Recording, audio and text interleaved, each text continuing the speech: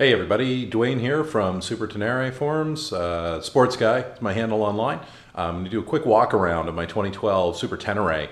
For folks that may be new to the Tenere and are looking for an idea of what accessories are commonly purchased and bolted onto this great bike, I'm going to do a quick walk around, show you what I put on mine. I've thrown a couple of catalogs at the thing, so there's all kinds of gear on here. It's been tested off-road. I've done a week at a time on various trips on highways and backcountry roads. So I have a pretty good refined system now of what's out there. In any event, let's get to it. I'll show you guys what's bolted on the bike today. I'll give you some opinions on it, and I'll show you a quick mod. Hopefully, it's going to be quick, but we'll see. Mod that is coming up later this month that I'm really looking forward to. So here we're looking at a fairly common upgrade to the tires, which is the Heidenau K60 Scouts. They're very much more aggressive than the normal street tires that come on the bike. A lot of people are saying these are a 70-30 tire, or possibly even a 50-50 tire. I've used them on the street. I've done some actual street racing with them on a closed course, of course. And they're fantastic. They do give up some ultimate street grip, but you more than make up for it on gravel and in the dirt and over rocks and in mud and whatnot. It's a fantastic tire. Probably the only thing more aggressive is a full-on knobby, which I may go to shortly. Now, if we actually come down here, what you're going to see is this little guy right here is the Touratech ABS sensor guard. I wanted to put that on there just to offer a little bit of protection. It's not a big deal, but you know, like most stuff from Touratech, it's fairly well designed, well engineered, easy to put on, and obviously tough on a wallet. We've got some neoprene gaiters on here just to protect the fork stanchions in the front there. Those are a fantastic, super simple fit. They're Velcroed in place around the back and then zip tied on just to make sure they stay put. Up in the front, in the gaping hole in the front of the bike that everybody likes to complain about, I've installed the SR series light bar, the 6-inch light bar. This is a full-on driving light, and it is fantastically bright. I absolutely love this thing. I haven't had a chance to get it on the road yet, but I'm super excited about it. Install was slightly fiddlier than I expected, but actually mounts up fairly well. It's fairly straightforward to wire up as well. We've got the Touratech headlight protector right here. Super easy, snaps in and out of place very easily, just like that. And then you can pop it right back in place. So easy to clean, easy to take care of, great protection. Make sure though you check with your local authorities or your local DOT regs to find out if these are legal or not where you're at. We've got an MRA windshield right here. This is a fantastic upgrade. This upper portion can move up, over, down. It's great range of motion and helps to really sculpt where the actual airflow goes. And I can move that airflow up and down. I can put it wherever I like, kind of on my upper torso, on my body, and it's a fantastic upgrade. And you'll see me twiddle a couple of knobs in here, and that's for my Madstad bracket that you may hear about from a variety of Tenere owners and other owners of bikes. It is a fantastic, very well-designed piece of kit. Allows you to move your windshield up and down, or forward and back, I should say. It also moves up and down in the vertical plane. It's fairly stiff in its tightness and its settings, so it doesn't move terribly easily for you. But one really nice option is this crossbar right here. It adds a little bit of rigidity to the whole system, but mostly it's really good as a mounting point for the GPS as I have here. I've got a Touratech locking mount for my Montana, my Garmin Montana. It's an awesome setup on here, super easy to see, super easy to read. Everything stays legible. You've got two levels. You can mount the bar either here in this area of rotational movement for the windscreen, or the traditional spot, which is right down here. When you mount this crossbar here, the GPS and bracket will block a little bit of the lights that are in here, the emergency or the idiot lights, I guess. Another great factory upgrade are the wind deflectors, straight from Yamaha. These things are awesome, well worth it. Easy to find, easy to install, and they make a big difference in how the wind is managed. If we come on down here, you're going to see the crash bars. I think these are alt-riders. I can't remember. I bought them secondhand. Obviously, I've used them. Did a low side off in the dirt one day, and they protected the bike fabulously. Super easy to mount up. The alt-rider skid plate here, obviously, not quite so easy to mount up. You might want a friend's help with a little bit of that, but very protective of the bike. They do allow you to be able to drain the oil. There's a drain plug hole down in the bottom to drain the oil out of this. However, you still have to remove it to replace your oil filter. So you're still going to have to do a little bit of fiddling with this come oil change time. But definitely worthwhile. We've got the cardan joint from Alt-Rider, the protection for that. What's really nice about this will actually preclude, it stops your pant leg from getting in behind the factory one. And you probably won't notice that until you go to kick your foot down and realize that you can't move your foot because your pant leg is locked behind the factory protection here. This one comes right up and over and behind the subframe and actually gives you great protection in there. When I wiped out, I actually indexed my shift mechanism straight to 12 o'clock. It was vertical. And that happened because this rod right here is designed to bend when you wipe out to protect your shift lever. So swing by Yamaha, pick up a couple of these. They're not terribly expensive, but it can really make a big difference on the trail for you to simply unbolt one and bolt another one back in. You're ready to go. We fixed this one simply by putting a strap on it, standing on the strap to put some pressure moving toward the front of the bike. It bent things back into shape. I've been running it ever since, and it's been fabulous. So as we continue around, what you guys are going to notice up here, obviously, is the giant loop bags. This is the Great Basin on the back and the Diablo in the front.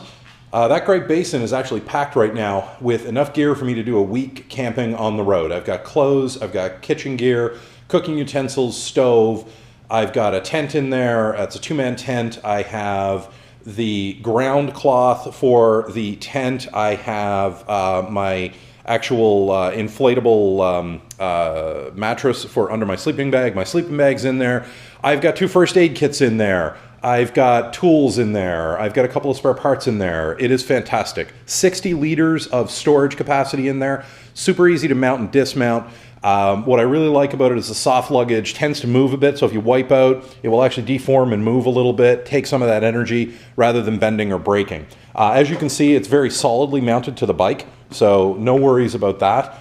You just cinch it all down, and they get these great little pieces here that allow you to move your extra straps up underneath here and keep them from flapping in the wind.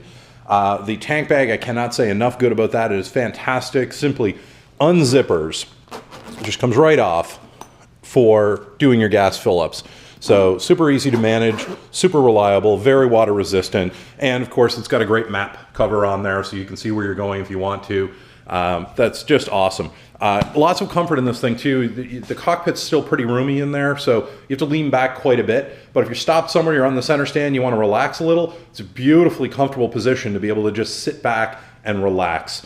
And of course, given the time of year, it's a little bit chilly when I'm recording this. This is a plug-in for my warm and safe heated riding gear. So that's for the jacket and the glove liners. Now, as we come around, you'll obviously see the other K60 on the rear of the bike. These tires have about 3,000 miles all told on them. So they're holding up pretty well. I'm really impressed with it. And inside here at the very back, you'll see the protection for the rear brake fluid reservoir. That's, again, another Tour Tech piece. But a lot of guys are just filling this entire area with a panel, with a piece of aluminum or a piece of ABS plastic, kind of protect the whole area from getting junk and debris in there. It's not a bad idea, actually.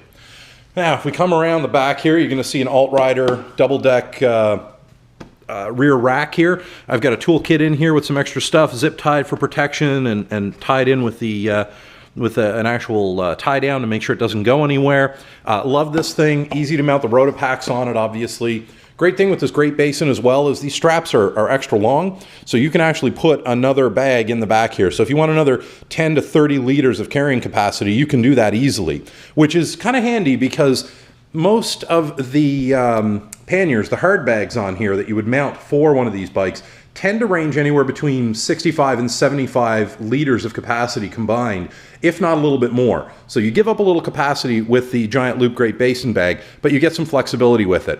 I prefer soft baggage, so I'm all in on this one. Now, another great little thing down here, license plate cover storage. This is fantastic. I've got this on both my motorcycles. And my other bike, I've got a Ziploc bag inside here with my license and registration. Keeps it nice and protected out of the way. And if for some reason you do actually have to use this stuff, you can very easily reach it without having to unload the bike and take your seat off and whatnot. So, just a little bit cleaner in that instance.